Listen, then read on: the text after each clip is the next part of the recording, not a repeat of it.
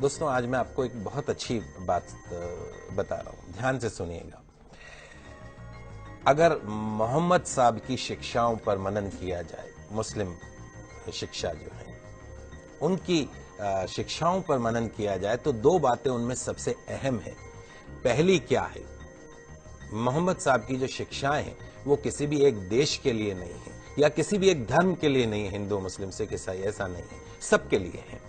और दूसरी जो उनकी शिक्षाएं हैं आज से 1500 साल पहले जितनी जितनी प्रासंगिक थी आज भी उतनी है। जीवन का कोई ऐसा पहलू नहीं जिसे बेहतर बनाने, अच्छाई को स्वीकार करने के लिए मोहम्मद साहब ने कोई संदेश न दिया हो। उनके संदेशों को गलत अर्थों में ले लें वो अलग बात है। उनकी जो बातें हैं वो इंसानों को सच की राह दिखाती है। अर्थशास्त्र, इकोनॉमिक्स भले ही ब्याज को मूलधन का किराया, शुल्क या कुछ और माने, लेकिन जो इस्लाम धर्म में ब्याज को ममनू माना गया, अनुचित माना गया है। इस्लाम के मुताबिक ब्याज एक ऐसी व्यवस्था है जो अमीर को और अमीर बनाती है और गरीब को और गरीब बनाती है। इस प्रकार ये एक शोषण का जरिया है। पवित्र कुरान स्पष्ट रूप से ब्याज को वर्जित मानती है। इंसानों के लिए कहा गया है, हे ईमान वालों, 2 गुना और 4 गुना करके ब्याज मत खाया करो, उस मालिक से डरो। ब्याज खाने से बरकत खत्म हो जाती है, ब्याज की कमाई से बरकत खत्म होती है, इससे इंसान द्वारा किए गए पुण्य भी खत्म हो जाते हैं। ध्यान रखें, ब्याज जो है वो धन को कम करता है, लेकिन दान पुण्य से धन कम नहीं होता।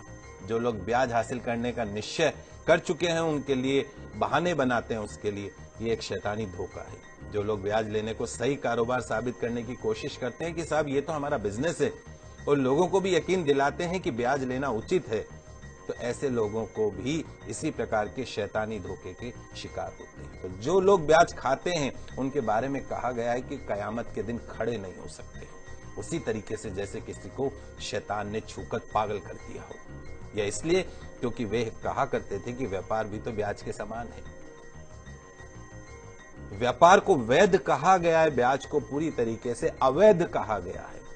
जो लोग इस हिदायत के बाद ब्याज लेना बंद कर देंगे उनका मामला हुजूर को सुपुर्द है, लेकिन तमाम जानकारी के बाद जो नहीं संभला, जिसने ब्याज लेना जारी रखा, उसके आगे नारकीय जीवन है, उसकी कोई मुक्ति नहीं। तो खुदा के वास्ते उस मालिक से डरिए और जो कुछ भी ब्याज में से शेष रह गया है उसे छोड़ दीजिए। यदि तुम सच्चे दिल से ईमान रखते हो, ना तुम खुद जुल्म करो और ना तुम पर जुल्म किया जाए।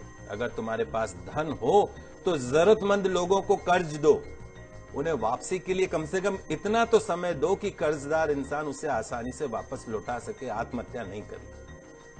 किसी वास्तविक वो अवश्यम भावी जो मजबूरी होती है कि जानबूझ के कोई नहीं, लेकिन मजबूरी है, अगर उस मजबूरी में अगर वो तुम्हारा समय पर धन नहीं लौटा सके तो उस पर कभी सख्ती मत करो, उसका अपमान मत करो, गालियां मत दो, उसे और समय दो।